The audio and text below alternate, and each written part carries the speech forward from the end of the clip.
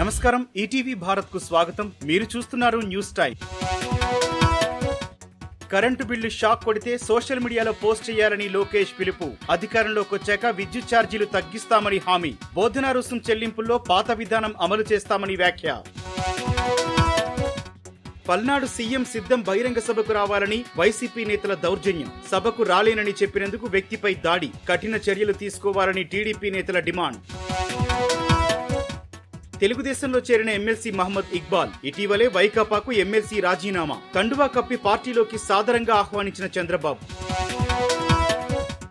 Puttaparthi MLA Sridhar రెడ్డిపై పోలీసులకు AE ఫిర్యాదు. అక్రమంగా నీటి కనెక్షన్ తీసుకుని చెట్లకు పారిస్తున్నారని అభియోగం. అనుచిత వ్యాఖ్యలు చేస్తూ ఎమ్మెల్యే బెదిరింపులు.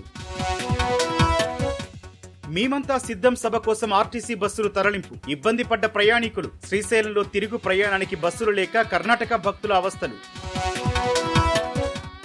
సిబిఐ ప్రశ్నించడాన్ని సవాల్ చేస్తూ కవిత వేసిన పిటిషన్పై విచారణ. కౌంటరు దాఖలు చేయడం లేదన్న సిబిఐ. ఈ నెల 26కు విచారణ వాయిదా.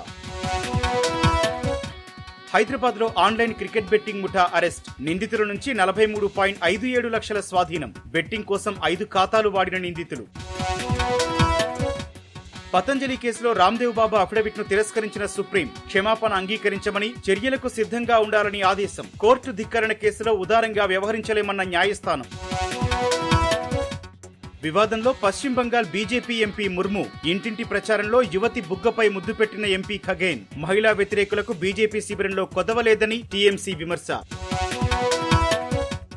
ఆమ్ ఆద్మీ పార్టీకి మంత్రి రాజ్ కుమార్ ఆనంద్ రాజీనామా. ఆప్ అవినీతిలో పీకల్లోతులో కూరుకుపోయింది. పార్టీలో దళితులకు సరైన గుర్తింపు లేదు.